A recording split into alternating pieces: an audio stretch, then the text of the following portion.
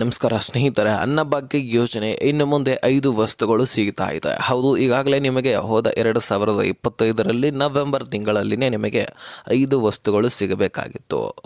ಉದಾಹರಣೆಗೆ ಸಕ್ಕರೆ ಆಗಿರಲಿ, ಉಪ್ಪು ಆಗಿರಲಿ, ಗಾಣದ ಎಣ್ಣೆ ಅಂದರೆ ಅಡುಗೆ ಎಣ್ಣೆ ಆಗಿರಲಿ, ಇದರ ಜೊತೆಗೇ ತೊಗರಿ ಬೇಳೆ, ಬೇಳೆಕಾಳುಗಳು, ಇನ್ನು ರಾಗಿ ತಿಂತಕ್ಕಂತಹ ಪ್ರದೇಶಗಳಲ್ಲಿ ರಾಗಿಯನ್ನು ಕೊಡಲಾಗ್ತಾ ಇತ್ತು. ಆದರೆ ಈ ವಸ್ತುಗಳನ್ನು ಇನ್ನೂ ಯಾಕೆ ಕೊಡ್ತಾ ಇಲ್ಲ ಅನ್ನುವಂತಹ ಪ್ರಶ್ನೆ ಈಗ ರಾಜ್ಯದ ಎಲ್ಲ ರೇಷನ್ ಕಾರ್ಡ್ ಇದ್ದಂಥವರಿಗೆ ಕಾಡ್ತಾ ಇದೆ. ಹಾಗಾದರೆ ಸ್ನೇಹಿತರೆ, KH ಮುನಿಯಪ್ಪನವರು ಕೊಟ್ಟಿರ್ತಕ್ಕಂತಹ ಅಪ್ಡೇಟ್ ಏನು ಅಂದರೆ, ಆಹಾರ ಇಲಾಖೆ ಸಚಿವರು ಮೊದಲು ಒಂದು ಹೇಳಿದ್ರು, ಆದರೆ ಈಗ ಒಂದು ಹೇಳ್ತಾ ಇದ್ದಾರೆ. ಹಾಗಾದರೆ ಇದರ ಬಗ್ಗೆ ಎಲ್ಲ ಡೀಟೇಲ್ಸನ್ನು ನಾವು ತಿಳಿತಾ ಹೋಗೋಣ. ಈ ಅಕ್ಕಿ ಜೊತೆಗೇ ನೀವು ಈ ವಸ್ತುಗಳನ್ನು ಪಡ್ಕೊಳ್ಬೇಕಂದ್ರೆ ಏನೇನು ಡಾಕ್ಯುಮೆಂಟ್ಸ್ಗಳನ್ನು ಕ್ಲಾರಿಟಿಯಾಗಿ ಇಟ್ಕೊಳ್ಬೇಕು, ಎಲ್ಲಿ ಹೋಗಿ ಕೊಡಬೇಕು, ಎಲ್ಲ ಒಂದು ಮಾಹಿತಿಯನ್ನು ಈ ಒಂದು ವಿಡಿಯೋದಲ್ಲಿ ನೋಡ್ತಾ ಹೋಗೋಣ. ತೀರಾ ಇಂಪಾರ್ಟೆಂಟ್ ಮಾಹಿತಿ. ರಾಜ್ಯದ ಎಲ್ಲ BPL ಹಾಗೂ APL ಹೋಲ್ಡರ್ಸು ಪ್ರತಿಯೊಬ್ಬರು ಕೂಡ ಮಿಸ್ ಮಾಡದೆ ಈ ಒಂದು ವಿಡಿಯೋನ ಕೊನೆವರೆಗೂ ವಾಚ್ ಮಾಡಿ. ಹಾಗೆ ಸಬ್ಸ್ಕ್ರೈಬ್ ಮಾಡಿಲ್ಲ ಅಂದರೆ ಈ ವಿಡಿಯೋ ಇಂಪಾರ್ಟೆಂಟ್ ಅನಿಸಿದ್ದೆ ಆದರೆ ಸಬ್ಸ್ಕ್ರೈಬ್ ಮಾಡ್ಕೊಳ್ಳಿ, ಹಾಗೆ ನೋಟಿಫಿಕೇಶನ್ ಅಲ್ಲಂತ ಸೆಟ್ ಮಾಡ್ಕೊಳ್ಳಿ. ಮುಂದೆ ಬರ್ತಕ್ಕಂತಹ ಎಲ್ಲ ವಿಡಿಯೋಸ್ಗಳು ನಿಮಗೆ ನೋಟಿಫಿಕೇಶನ್ ಮುಖಾಂತರ ಬಂದು ತಲುಪುತ್ತೆ. ಸ್ನೇಹಿತರೆ, ಅನ್ನಭಾಗ್ಯ ಯೋಜನೆಯಲ್ಲಿ ನಿಮಗೆ ಗ್ಯಾರಂಟಿ ಯೋಜನೆಯನ್ನು ಘೋಷಣೆ ಮಾಡುವಂತಹ ಸಂದರ್ಭದಲ್ಲೇ ಹೇಳಿದರು 10 kg ಅಕ್ಕಿ ಕೊಡ್ತೇನೆ ಅಂತ. ಆದರೆ ಸರ್ಕಾರದ ಬಳಿ ಅಕ್ಕಿ ಶಾರ್ಟೇಜ್ ಇತ್ತು, ಅಕ್ಕಿ ದಾಸ್ತಾನು ಇರಲಿಲ್ಲ. ಕೇಂದ್ರ ಸರ್ಕಾರದ ಬಳಿ ಕೇಳಿದ್ರು. ಕೇಂದ್ರ ಸರ್ಕಾರ ನನ್ನ ಹತ್ರ ಅಕ್ಕಿ ಇಲ್ಲಪ್ಪ, ಈಗ ಶಾರ್ಟೇಜ್ ಇದೆ ನನ್ನ ಹತ್ರನೂ ಕೂಡ, ಹೀಗಾಗಿ ನನ್ನ 5 kg ಅಕ್ಕಿ ಏನು ಕೊಡಬೇಕಲ್ವ, ನಾನು ಅದನ್ನು ಕರೆಕ್ಟಾಗಿಯೇ ಕೊಡ್ತೇನೆ. ಆದರೆ ಉಳಿದಂತಹ KG ನೀವು ಖರೀದಿ ಮಾಡೋದೇ ಆದರೆ ನನ್ನ ಹತ್ರ ಈಗ ಸದ್ಯಕ್ಕೆ ಇಲ್ಲ, ಮುಂದಿನ ದಿನಗಳಲ್ಲಿ ಕೊಡ್ತೇವೆ ಅಂತ ಕೇಂದ್ರ ಸರ್ಕಾರ ಹೇಳ್ತು. ಆದರೆ ಅದಕ್ಕೂ ಕೂಡ ಈ ಸರ್ಕಾರ ಟೀಕೆ ಮಾಡಿತು. ನಾವು ಗ್ಯಾರಂಟಿ ಯೋಜನೆಗಳನ್ನು ಘೋಷಣೆ ಮಾಡಿದ್ವಿ, ಅಧಿಕಾರಕ್ಕೆ ಬಂದ್ವಿ, ಇದಕ್ಕೆ ಊರ್ಕೊಳ್ತಾ ಇದ್ದಾರೆ, ಅಕ್ಕಿಯನ್ನು ದಾಸ್ತಾನು ಇದ್ರೂ ಸಹಿತ ಕೊಡ್ತಾ ಇಲ್ಲ ಅಂತ ಟೀಕೆ ಮಾಡಿದ್ರು. ಆದರೆ ಕೆಲವೊಂದಿಷ್ಟು ದಿನಗಳ ನಂತರ ದುಡ್ಡನ್ನು ಕೊಡ್ಲಿಕ್ಕೆ ಪ್ರಾರಂಭ ಮಾಡ್ತಾರೆ. ದುಡ್ಡನ್ನು ಕೊಡ್ತಾ ಸರ್ಕಾರ 1 ತಿಂಗಳದ್ದು ಜಮಾ ಮಾಡೋದು, 2 ತಿಂಗಳದ್ದು ಪೆಂಡಿಂಗ್ ಉಳಿಸೋದು ಮಾಡದಿರೋಂತಹ ಕಾರಣಕ್ಕಾಗಿ ಈ ರಾಜ್ಯದ ಎಲ್ಲ ಮಹಿಳೆಯರು ಇದರ ಬಗ್ಗೆ ದಂಗೆ ಹೇಳ್ತಾರೆ, ಒಂದು ಅಂದರೆ ಆಕ್ರೋಶ ವ್ಯಕ್ತಪಡಿಸ್ತಾರೆ. ತದನಂತರ KH ಮುನಿಯಪ್ಪನವರು ಒಂದು ನಿರ್ಧಾರ ಮಾಡ್ತಾರೆ.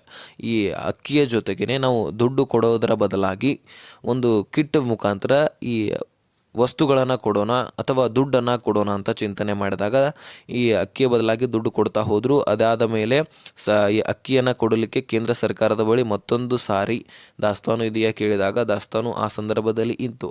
25 ರೂಪಾಯಿ KG ಆಗಿ ಅಕ್ಕಿಯನ್ನು ಖರೀದಿ ಮಾಡಿ, ಅಂದರೆ ಸರಬರಾಜು ವೆಚ್ಚ ಕೂಡ ಹಿಡಿದು 25 ರೂಪಾಯಿ KG ಆಗಿ ಅಕ್ಕಿ ಬೀಳ್ತಾ ಇತ್ತು. ಆ ಅಕ್ಕಿಯನ್ನು ತೆಗೆದುಕೊಂಡು ನಿಮ್ಮೆಲ್ಲರಿಗೂ ಕೂಡ ಈಗಲಾದರೂ ಸರಬರಾಜು ಮಾಡ್ತಾನೆ ಇದ್ದಾರೆ. ಇನ್ನು ನವೆಂಬರ್ನಲ್ಲಿ ಕೂಡ ಇದರ ಬಗ್ಗೆ ಹೋದ ವರ್ಷ ಚಿಂತನೆ ಮಾಡಿ ಈ ಅಕ್ಕಿಯ ಬದಲಾಗಿ ವಸ್ತುಗಳನ್ನು ಕೊಡೋಣ ಅಂತ KH ಮುನಿಯಪ್ಪನವರು ಟೆಂಡರ್ ಮುಖಾಂತರ ರಾಜಸ್ಥಾನದಿಂದ ಉಪ್ಪನ್ನು ತರಿಸಲಿಕ್ಕೆ ರೆಡಿ ಆಗ್ತಾರೆ. ಹಾಗೆ ಉಳಿದಂತಹ ವಸ್ತುಗಳನ್ನು ನಮ್ಮ ರಾಜ್ಯದಲ್ಲಿನೇ ರೆಡಿ ಆಗ್ತವೆ. ಗಾಣದ ಎಣ್ಣೆ ಅಂದರೆ ಅಡುಗೆ ಎಣ್ಣೆ ಆಗಿರಲಿ, ಸಕ್ಕರೆ ಆಗಿರಲಿ, ಉಪ್ಪು, ಈ ತೊಗರಿ ಬೇಳೆ ಆಗಿರಲಿ, ಅದೇ ರೀತಿಯಾಗಿ ರಾಗಿ ಆಗಿರಲಿ, ಎಲ್ಲವೂ ಕೂಡ ನಮ್ಮ ರಾಜ್ಯದಲ್ಲಿ ಉತ್ಪನ್ನ ಆಗುತ್ತೆ. ಹೀಗಾಗಿ ಈ ವಸ್ತುಗಳನ್ನು ಇಲ್ಲೇ ಪ್ಯಾಕೆಟ್ ಮುಖಾಂತರ ರೆಡಿ ಮಾಡಿಕೊಳ್ಳುವಂತಹ ಒಂದು ಸಿದ್ಧತೆ ಆಯಿತು. ತದನಂತರ ಸಚಿವ ಸಂಪುಟ ಸಭೆಯಲ್ಲಿ ಇದರ ಬಗ್ಗೆ ನಿರ್ಧಾರವನ್ನು ಕೈ ಚೆಲ್ತಾರೆ. ಮತ್ತೊಂದು ಸಾರಿ ಇದರ ಬಗ್ಗೆ ಮಾಹಿತಿ ಬರುತ್ತೆ, ಆವಾಗ ಒಪ್ಕೊಳ್ತಾರೆ. ಈಗ ಸದ್ಯಕ್ಕೆ ಇದರ ಬಗ್ಗೆ ಸಂಚಲನ ಬಹಳಷ್ಟು ಸೃಷ್ಟಿ ಮಾಡಿತು. KH ಮುನಿಯಪ್ಪನವರು ಅಪ್ಡೇಟ್ ಮೇಲೆ ಅಪ್ಡೇಟ್ ಕೊಟ್ಟರು. ಆದರೆ ಇದರ ಬಗ್ಗೆ ಇನ್ನೂ ಕೂಡ ರಾಜ್ಯ ಸರ್ಕಾರ ಯಾವುದೇ ಒಂದು ಅಪ್ಡೇಟ್ ಸದ್ಯಕ್ಕೆ ಕೊಡ್ತಾ ಇಲ್ಲ. ಸ್ನೇಹಿತರೆ, ಸದ್ಯಕ್ಕೆ ನಿಮಗೆ ಇದ್ದಿರತಕ್ಕಂತಹ ಮಾಹಿತಿ ಹೇಳೋ ಪ್ರಕಾರ ಸರ್ಕಾರ ಏನೋ ಫಿಕ್ಸ್ ಮಾಡಿತ್ತು, ಈ ಅಕ್ಕಿ 5 kg ಕೇಂದ್ರ ಸರ್ಕಾರ ಕೊಡ್ತಾ ಇದೆಯಲ್ಲ, ಅದರ ಜೊತೆಗೆ 5 kg ರಾಜ್ಯ ಸರ್ಕಾರ ಕೊಡ್ತಾ ಇದೆ. ರಾಜ್ಯ ಸರ್ಕಾರದ 5 kg ನಿಲ್ಲಿಸಿ ಉಪ್ಪು, ಸಕ್ಕರೆ, ಎಣ್ಣೆ, ಅದೇ ರೀತಿಯಾಗಿ ಈ ಬೇಳೆಕಾಳುಗಳು, ಈ ಎಲ್ಲ ವಸ್ತುಗಳನ್ನು ಒಂದು ಕಿಟ್ನ ಮುಖಾಂತರ ರೆಡಿ ಮಾಡಿ ಕೊಡಲಿಕ್ಕೆ ಟೈಮ್ ತಗೊಳ್ತದೆ. ಇದಂತೂ ನಿಜ. ಯಾಕಂದರೆ ಈ ಕಿಟ್ಗಳು ರೆಡಿ ಆಗಬೇಕಂದ್ರೆ ಹಾಗೆ ರೆಡಿ ಆಗೋದಿಲ್ಲ. ಈಗ ತೊಗರಿ 1 ಪ್ಯಾಕೆಟ್ ಆಗಬೇಕು 1 kgದು, ಉಪ್ಪಿನ 1 ಪ್ಯಾಕೆಟ್ ರೆಡಿ ಆಗಬೇಕು, ಸಕ್ಕರೆ 1 kg ಪ್ಯಾಕೆಟ್ ರೆಡಿ ಆಗಬೇಕು. ಹೀಗೆ ಎಲ್ಲ ಒಂದು ಪ್ಯಾಕೆಟ್ ಮುಖಾಂತರ ರೆಡಿಯಾಗಿ ಕೊನೆಯದಾಗಿ ಒಂದು ಕಿಟ್ನಲ್ಲಿ, ಅಂದರೆ ಅದಕ್ಕೆ ಹೆಸರೇನು ಇಟ್ಟಿದ್ದಾರೆ ಅಂದರೆ ಇಂದಿರಾ ಕಿಟ್ಟು.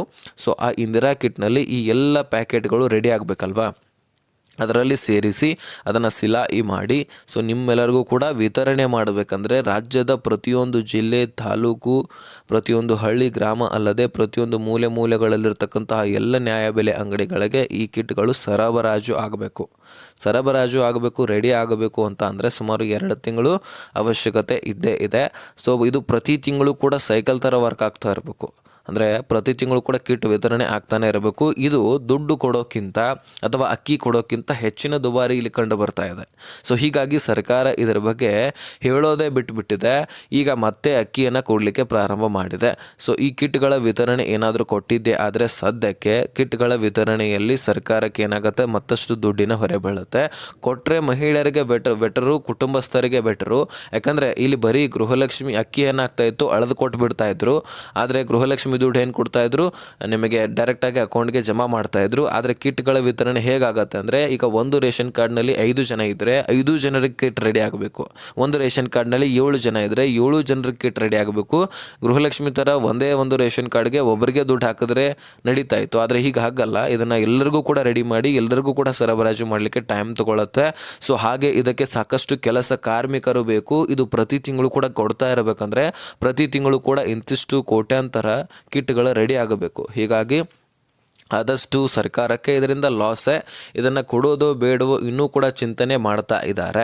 ಸೊ ಹೀಗಾಗಿ ಇದು ಪ್ರೊಸೆಸರ್ ಜಾರಿ ಇದೆ. ಒಂದು ವೇಳೆ ಕೊಡಲಿಲ್ಲ ಅಂದರೆ ಹೀಗೆ ಅಕ್ಕಿನೇ ಕೊಡ್ತಾ ಹೋಗ್ತಾರೆ. ಅಕ್ಕಿ ಕೊಡಲಿಲ್ಲ ಅಂದರೆ ಕಿಟ್ಗಳ ವಿತರಣೆ ಅತಿ ಶೀಘ್ರದಲ್ಲಿ ಮಾಡ್ತೇವೆ ಅಂತ ಹೇಳಿದ್ದಾರೆ. ನಾವು ಕಾಯ್ದು ನೋಡಬೇಕಾಗಿದೆ. ಸದ್ಯಕ್ಕೆ KH ಮುನಿಯಪ್ಪನವರು ಇದರ ಬಗ್ಗೆ ಏನು ಮಾತುಕತೆ ಮಾಡಿಲ್ಲ, ಆದರೆ ಕೊಡ್ತೇವೆ ಅಂತಾನೆ ಹೇಳಿದ್ದಾರೆ. ಹೀಗಾಗಿ ನಾವು 70% ಅಕ್ಕಿನೇ ಕೊಡ್ತಾರಂತ ಹೇಳ್ಬೋದು. ಇನ್ನು 30% ಈ ಕಿಟ್ಗಳ ವಿತರಣೆ ಆಗುವಂಥದ್ದು ಅಂತ ಹೇಳ್ಬೋದು. ಆದರೆ ರಾಜ್ಯದಲ್ಲಿರ್ತಕ್ಕಂತಹ ಎಲ್ಲ ಕುಟುಂಬಸ್ಥರ ಬೇಡಿಕೆ ಕಿಟ್ಗಳನ್ನು ವಿತರಣೆ ಮಾಡಿ ಅಂತ ಕೇಳ್ತಾ ಇದ್ದಾರೆ, ಅಥವಾ ಅಕ್ಕಿಯನ್ನು ಕೊಡಿ ಅಂತ ಕೇಳ್ತಾ ಇದ್ದಾರೆ. ಅದರ ದುಡ್ಡು ಯಾರೂ ಕೇಳ್ತಾ ಇಲ್ಲ. ಸದ್ಯಕ್ಕೆ ನೋಡೋಣ, ಮುಂದಿನ ದಿನಗಳಲ್ಲಿ ಬದಲಾವಣೆ ಆದರೆ ನಾನು ತಿಳಿಸ್ತೀನಿ. ಸದ್ಯಕ್ಕೆ ಇರತಕ್ಕಂತಹ ಇನ್ಫಾರ್ಮೇಷನ್ ಪ್ರಕಾರ ನಿಮಗೆ ಅಕ್ಕಿನೇ ಸಿಗುವಂಥದ್ದು. ಇದೇ ಒಂದು ಅಕ್ಕಿ ಕೊಟ್ಟರೆ ಸರ್ಕಾರಕ್ಕೆ ಲಾಸ್ ಆಗೋದಿಲ್ಲ. ಕಿಟ್ಗಳ ವಿತರಣೆ ಆದರೆ ಖಂಡಿತವಾಗ್ಲೂ ಸರ್ಕಾರಕ್ಕೆ ದುಡ್ಡಿನ ಬರೆ ಬೀಳುವಂಥದ್ದು. ಮತ್ತಷ್ಟು ಸಾಲ ಸೂಲಗಳು ಮಾಡೋದಿದ್ದೇ ಇರುತ್ತೆ. ಈಗಾಗಲೇ ಮೊದಲೇ ರಾಜ್ಯದಲ್ಲಿ ಸಾಕಷ್ಟು ಗ್ಯಾರಂಟಿಗಳಿಂದಾಗಿ ಸಾಲಗಳನ್ನು ಮಾಡಿಕೊಂಡಿದೆ. ಇನ್ನೂ ಸಾಲ ಕೂಡ ಮಾಡಬಹುದು. ಯಾಕಂದರೆ ಮುಂದಿನ ಗ್ಯಾರಂಟಿ ಇನ್ನೂ 2 ವರ್ಷಗಳ ಕಾಲ ನಡಿಬೇಕಲ್ವಾ. ಶಕ್ತಿ ಯೋಜನೆ ನಡಿಬೇಕು, ಗೃಹಲಕ್ಷ್ಮಿ ನಡಿಬೇಕು. ಇಲ್ಲಿ ಪೆಂಡಿಂಗ್ ಉಳಿಸಿದ್ರು ಸಹಿತ ಒಂದಲ್ಲ ಒಂದು ಕಂತುಗಳನ್ನು ಹಾಕಲೇಬೇಕು. ಅದನ್ನು ಬಿಟ್ಟರೆ ಮಹಿಳೆಯರ ಆಕ್ರೋಶ, ಪ್ರತಿಭಟನೆ, BJP ನಾಯಕರು, ಅದೇ ರೀತಿಯಾಗಿ JDS ನಾಯಕರ ಒಂದು ಆಕ್ರೋಶ, ಅವರು ಕೂಡ ಪ್ರೆಷರ್ ಬಿಲ್ಡ್ ಮಾಡ್ತಾರೆ. ಕೊಡ್ತೇವೆ ಅಂತ ಹೇಳ್ಬಿಟ್ಟು ಕೊಡ್ತಾ ಇಲ್ಲ. ನೀವು ನುಡಿದಂತೆ ನಡೀತಾ ಇಲ್ಲ, ಆದರೂ ನುಡಿದಂತೆ ನಡೀತಾ ಇದ್ದೀವಿ ಅಂತ ಹೇಳ್ತೀರಿ. ಈ ರೀತಿ ಎಲ್ಲ ಮಾತುಕತೆ ಬರ್ತವೆ.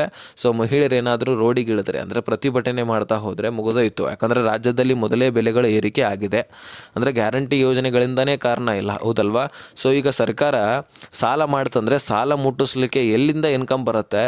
ಈ ಶಕ್ತಿ ಯೋಜನೆಯಲ್ಲಿ ಬಸ್ನಿಂದ ಸರ್ಕಾರಕ್ಕೆ ಇನ್ಕಮ್ ಹೋಗ್ತಾ ಇತ್ತು, ಅದನ್ನೇ ಫ್ರೀ ಕೊಡ್ತಾ ಇದ್ದಾರೆ. ಗೃಹಜ್ಯೋತಿಯಲ್ಲಿ ಅದನ್ನು ಕೂಡ 200 ಯೂನಿಟ್ ಫ್ರೀ ಕೊಡ್ತಾ ಇದ್ದಾರೆ. ಆದರೂ ನಮಗಂತೂ ಅನಿಸಿಲ್ಲ ಎಷ್ಟು ಬಿಲ್ ಮೊದಲು ಬರ್ತಾ ಇತ್ತು, ಈಗೂ ಆಗಲೇ ಬರ್ತಾ ಇದೆ. ಆದರೆ ಅಲ್ಲಿ ಕೂಡ ಸರ್ಕಾರಕ್ಕೆ ಇನ್ಕಮ್ಮು. ಅದೇ ರೀತಿಯಾಗಿ ಇನ್ನು ಈ ಏನು ಫ್ರೀಯನ್ನು ಅಕ್ಕಿಯನ್ನು ಕೊಡ್ತಾ ಇದ್ದಾರೆ, ಇನ್ನೂ 5 kg ಹೆಚ್ಚಿಂದು, ಇಲ್ಲಿ ಕೂಡ ವೆಚ್ಚ ಆಗುತ್ತೆ. ಇನ್ನು ಗೃಹಲಕ್ಷ್ಮಿಯಲ್ಲಿ 2,000 ಪ್ರತಿ ತಿಂಗಳು ಕೊಡಬೇಕು. ಹೀಗೆ ಸಾಕಷ್ಟು ವೆಚ್ಚಗಳಿದ್ದಾವೆ. ಇದನ್ನು ನೀಗಿಸಲಿಕ್ಕೆ ಬರೀ ಸಾಲ ಮಾಡ್ತಾ ಹೋದರೆ ಆಗೋದಿಲ್ಲ.